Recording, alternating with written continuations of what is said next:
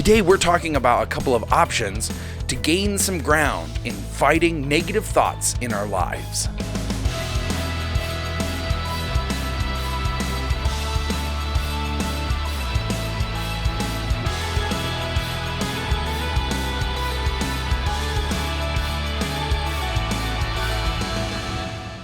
So, as my policy is on this podcast, that I am going to be honest with you guys. And my honest vulnerability here is that I have dealt with a lot of negative thoughts through my life.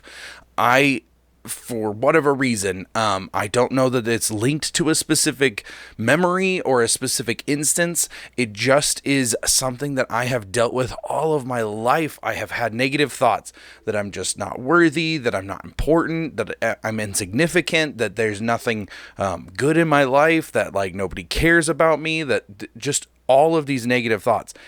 The thoughts have just been so overwhelming over the years, and just a flood of them all the time and inundated. And it's made me struggle at work because I'm not good at what I've been doing. And, over the years, as I've grown and I've learned things, I'm not good at this. And then I've just beat myself up about it for a long time. And I just struggle with those thoughts.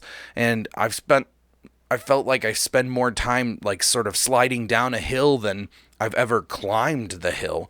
And maybe that's something that you have, in common. Maybe you kind of understand what that thought process is. Like these negative thoughts that come in and just hound you.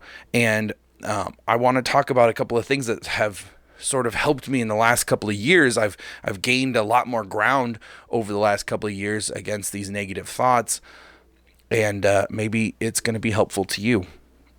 So one of the places I've drawn inspiration from is one of my favorite biblical characters that is not somebody that probably a lot of people know about, but his name is Shama, and he's one of David's mighty men. He's one of the three mighty men that is recorded in 2 Samuel. He's like one of my favorite, and I love this story.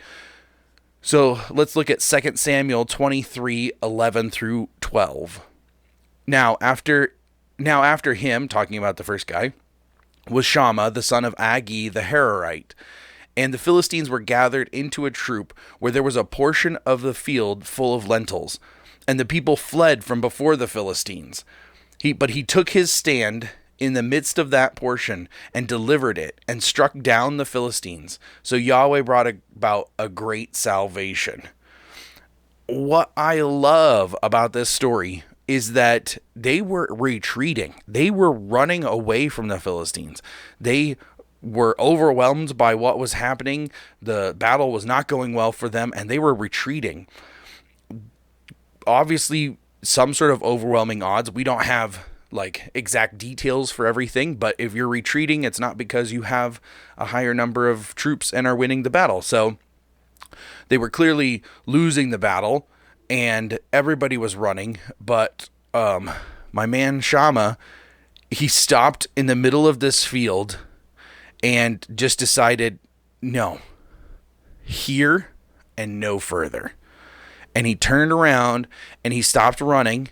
And he was like, well, let's do this. Like, I'm stopping right here, and I'm going to defend this ground. This is where I make my stand. The kind of story that I see in my head is all of these people running, and just sort of that slow motion where he stops and he's just like, no, this is wrong. Like, this isn't how I want this story to go. Like, I want to win this battle. Like, I'm tired of running.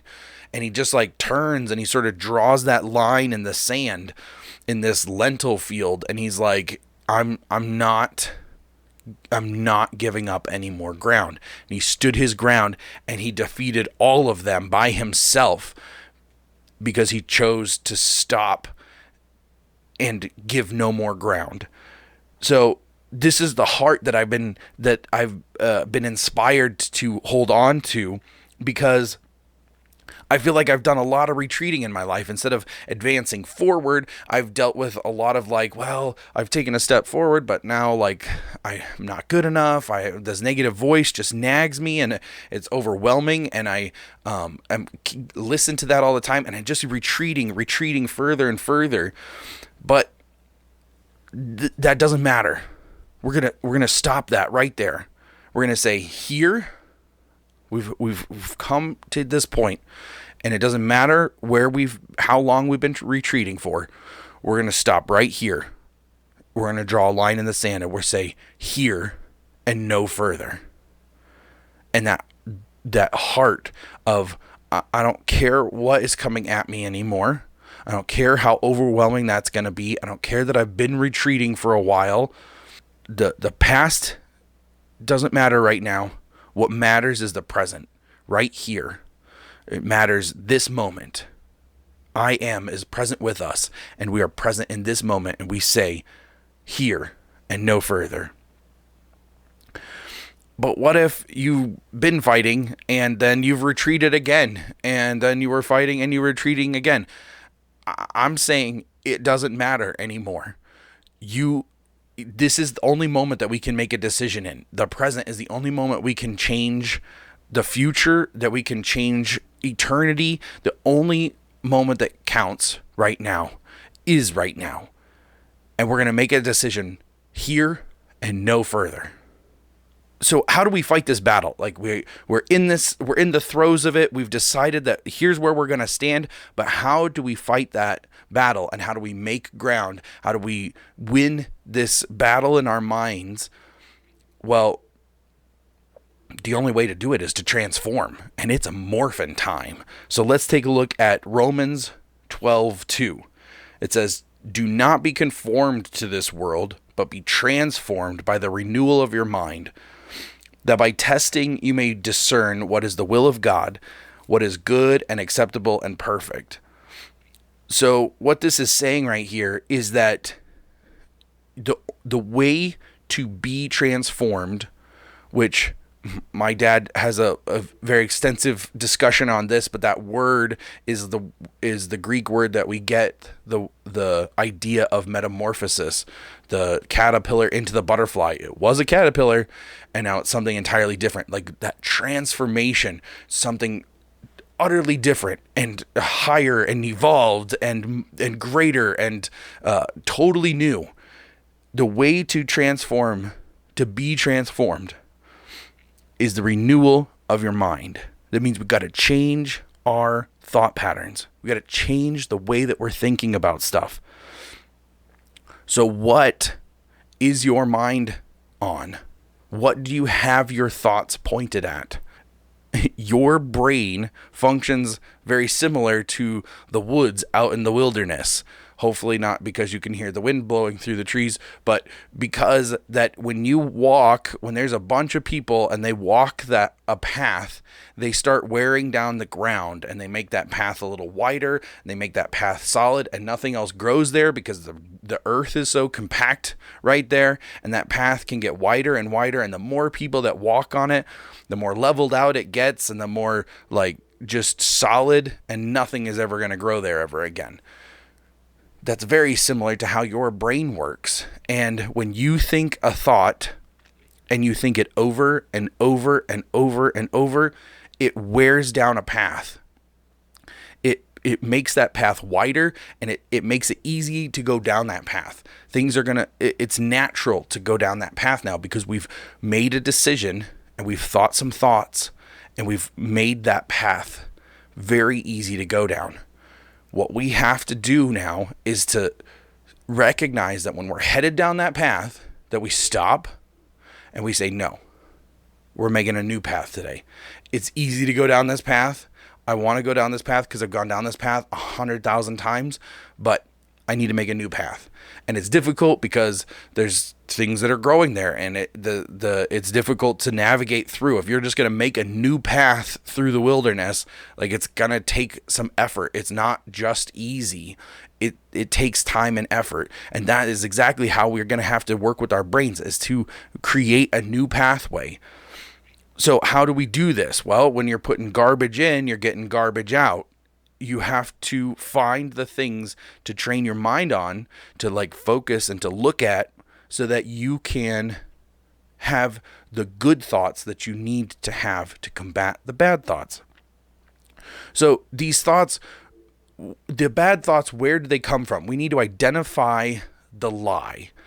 we accept these thoughts because they sound like it's us, like our inner monologue is us. But those thoughts come from one of the ways that the Bible describes Satan is the accuser of the brethren, the one who's shouting accusations. All of the negative thoughts that I have thought about myself all line up with that accusational idea that the accuser of the brethren is accusing me of not being worthy, not being loved, of being a screw up, of never getting anything right, of just not ever going to amount to anything. Like, those are all accusations, and that is all lining up with the accuser of the brethren, the accuser of my soul. And I have to make a decision to not have those thoughts anymore and to change my thought pattern, to make a new pathway. So the only way to fight these lies is to hold on to truth. So what truth do I know to be true? Well, one of them is the biggest thing that I've pushed on this podcast is Yana, like, you are not alone. That is a truth that I constantly remind myself of, because I feel alone and I feel like I'm not with anyone. I work in an office separated away from everybody else, so I'm alone a lot physically, and I remind myself, I am not alone. I am not alone. I have never been alone. And that is a truth that I use to combat the thoughts of loneliness in my head. You are unloved. Well, I take that truth that nothing can separate me from the love of God. And if no one else on this planet cares that I exist, nothing can separate me from the love of God.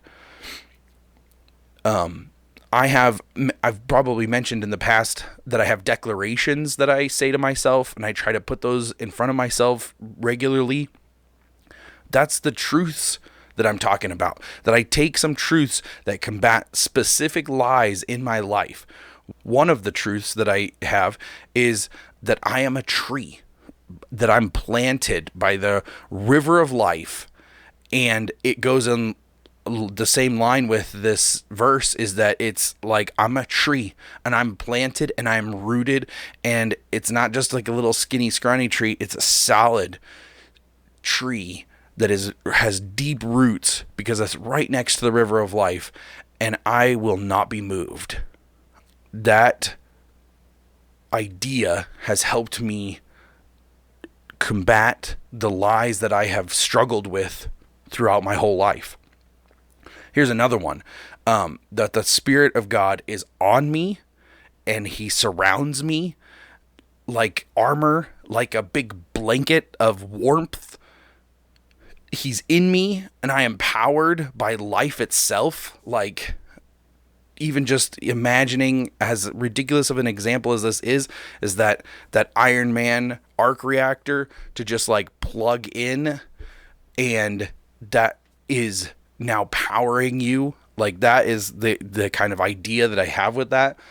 And He works through me, and I can help others, and I can influence other people because I'm spirit powered. He's on me, He's in me, and He works through me. And that is something that I encourage myself with, and I train my mind on, so that when I'm feeling overwhelmed by all these negative thoughts, I'm taking the truth and I'm focusing on it.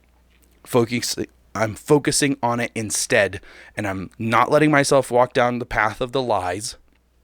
I've identified those lies, and I'm choosing a new path. I'm choosing to walk in that truth. So what are your lies? And what are the truths that you need to be able to combat those lies? I highly, highly encourage you to write down specifically the lies that you believe. When those negative thoughts start hounding you, step back, write down the lies. Write down the lies. And then I would also encourage you to listen to what the Spirit has to say about what is truth. And a Bible verse is a great place to start. But it doesn't even have to be that. It can be a line from a movie. It could be a line from a book. It could be a song lyric. Oh my gosh, songs are some of the best places to just kind of help reinforce that. Find a truth that combats that lie that just rings so true in you that you will embrace that truth, and not just to combat the lie, but that it's not just like, well, it's not the lie, but it's like something excited to go towards, not just away from the lie, but towards something that's true.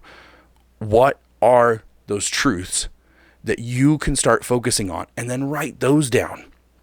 I have a list that I keep, that I look at when I'm feeling down and I'm feeling low. And I have sent them to my wife so that when I'm being mopey and I'm not like waking up out of it to recognize that I need to dive into these truths, she texts me that list back so that I'm like, oh yes, I need to be focusing on this, because it's hard. It's a difficult thing, and we need friends push us to do better here, to hold on to truths and keep that in front of us to combat the lies in our life. You need to start creating some new neural pathways in your life, and your thoughts are the rudder that steers your ship. Where do you want to go in life? And what are you thinking to get yourself there? Train your mind on those truths. Focus on those truths and just drill into that, because that is so important.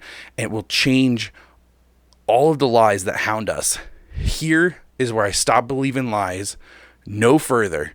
Here's where I'm going to start believing in the truth and moving forward with that. And it is going to change our lives. Thank you so much for joining me today and stopping by and hanging out. I really appreciate that. Don't forget, you are never alone, and welcome to the Martyr Life.